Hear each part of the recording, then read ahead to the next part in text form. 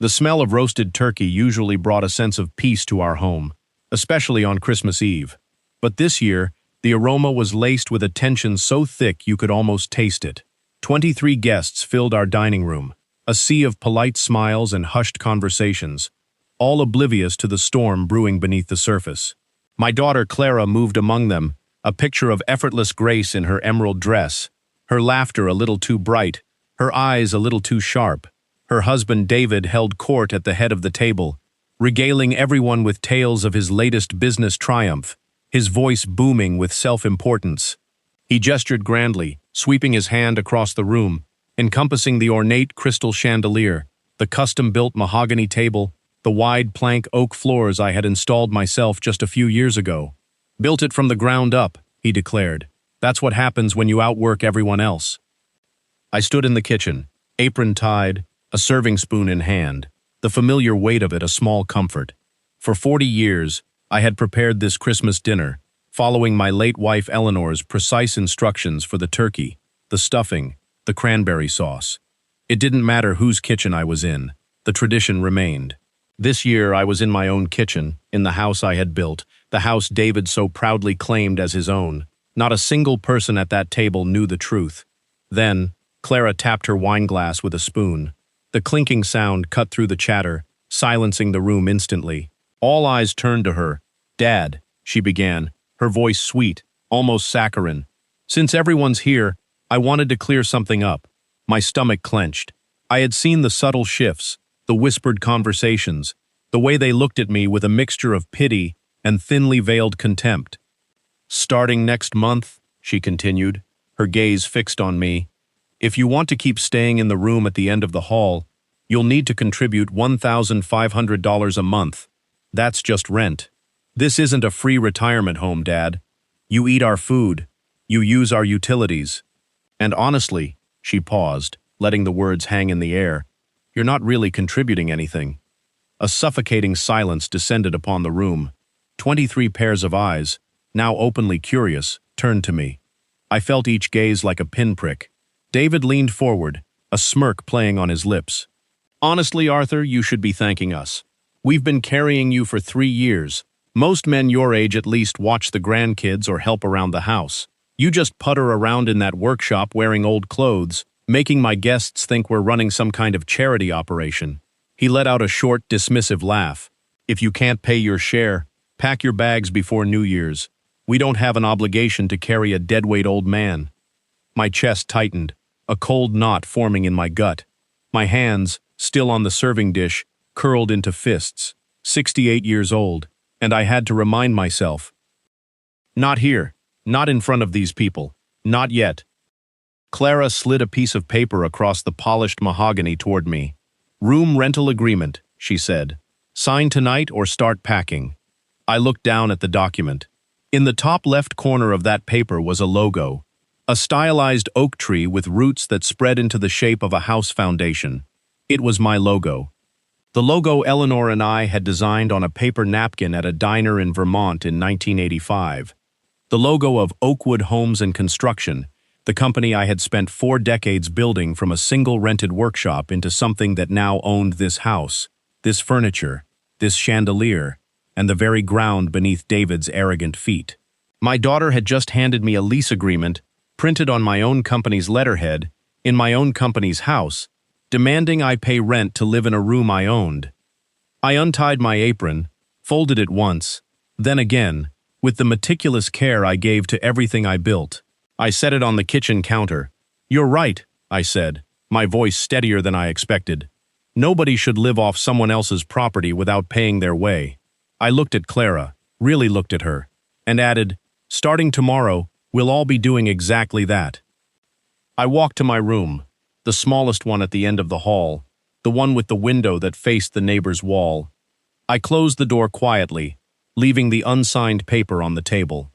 Later that night, after the voices faded and the house settled into a deceptive silence, I sat on the edge of my bed. I opened my nightstand drawer and pulled out a folder I'd prepared weeks ago. Inside, a copy of the original lease agreement for this property, dated 2019. Market rate, $8,500 a month. Clara and David's rate, $700 a month, listed as an internal family accommodation. I heard Clara's voice in my head. "You're not contributing anything." My throat burned, but I refused to let the tears fall. I set the folder aside and stood. I crossed to the closet and slid open the door. My suitcase, packed 3 weeks earlier, sat waiting. Everything I needed fit in half a bag. A man who'd spent 40 years building things learned early what truly mattered and what was just furniture. Then I noticed the wall, the photograph. Eleanor and me, on the day we opened our first workshop, her hand in mine, both of us grinning, was gone. I found the empty frame in the recycling bin by the kitchen door, buried under discarded wrapping paper. I carried it back to my room and turned it over. The back panel had been pried open. The small yellow envelope Eleanor had tucked inside years ago, the one she told me to open only when I truly needed to, was gone. My heart didn't just sink, it dropped straight through the floor. Eleanor had told me once, with that quiet certainty she had about everything, that she kept the most important things in places the wrong people would never think to look.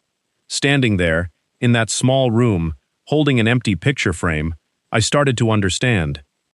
The next morning, the house was eerily silent. Clara and David were still asleep. I made coffee, the familiar ritual a grounding force amidst the turmoil. As I sipped it, I remembered a conversation I'd had with Eleanor years ago. We were sitting on the porch swing, watching the sunset. "Arthur," she'd said, "never forget who you are. Never let anyone diminish your worth, especially not those you love." Her words echoed in my mind, a quiet strength. I called my lawyer Robert, a man I'd known since college. His voice, usually calm and measured, held a note of surprise when I explained the situation. "Arthur, are you sure about this?" he asked. "This is your daughter." "I'm sure, Robert," I replied, my voice firm. "They've forgotten who I am. It's time to remind them." The legal process was swift. Robert served them with eviction papers the day after Christmas. The notice stated they had 30 days to vacate the premises. The house, all its contents, and the land it stood on were legally mine. I had simply allowed them to live there out of love and a desire to see my daughter thrive. The confrontation that followed was predictable, a storm of accusations and disbelief. Clara's face, usually so composed, was a mask of fury. "You can't do this, Dad! This is our home! David built this!" "No, Clara," I said, my voice steady. "I built this. Every brick, every beam, every floorboard. David built his business on the foundation I provided, but he never built this house. You've been living here rent-free, a generous gift from me for years." David, his usual bluster replaced by a pale, stunned silence, finally spoke. "But the company, Oakwood Homes, that's our company now. You retired, Arthur. You signed everything over." "Did I, David?" I asked, a small smile playing on my lips. "Did I really?" That's when I revealed the contents of the yellow envelope. Eleanor, with her foresight and unwavering trust in me, had anticipated this. Inside the envelope wasn't just a copy of the original deed to the house, but also a carefully worded trust document. It stipulated that while I had indeed transferred a significant portion of Oakwood Homes to Clara and David upon my retirement, I had retained full ownership of all real estate assets, including the house, and a controlling interest in the company's financial decisions. The retirement was merely a strategic move to observe their management, a test of their character and business acumen, a test they had spectacularly failed. The document also detailed a clause: if at any point Clara or David attempted to claim sole ownership of the property or demanded rent from me, the trust would automatically revert all real estate assets and the controlling interest back to me. Eleanor had called it her legacy clause. She had always been a step ahead. The silence that followed was deafening. Clara's face crumpled, her anger replaced by a look of utter betrayal. David, for the first time, looked truly defeated. Their carefully constructed narrative of self-made success, of carrying a deadweight old man, crumbled around them. The next few weeks were a blur of legal proceedings and uncomfortable conversations. Clara and David moved out, their departure as quiet and resentful as their initial demand had been loud and arrogant.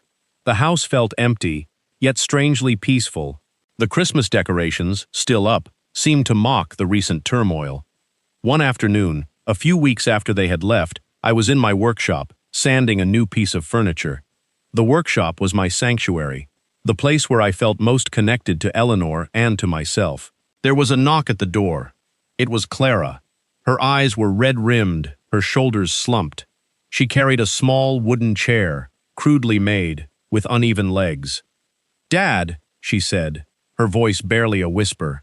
I made this. With money I earned from a small carpentry class I started taking. It's not perfect, I know." She looked at the chair, then at me, her eyes brimming with tears. "I just wanted you to have it, even if it's not perfect." I took the chair from her. A craftsman looks at joinery first. The mortise and tenon was solid, the angles true, the finish careful. But the front left leg was indeed slightly short, perhaps 3 millimeters, enough that the chair would rock on a flat surface. I said nothing about it. "I didn't come to ask what you're leaving me," Clara said, her voice cracking. "I know I don't have the right to ask that. I came because this is the first thing I've made with money I actually earned, and I wanted you to have it." I picked up the chair and carried it to the workbench beside my own. I set it down, positioned it squarely, and stepped back. "Sit down," I said. Clara looked around the workshop. There was no other chair available, just the tall stool by the tool rack and the workbench itself.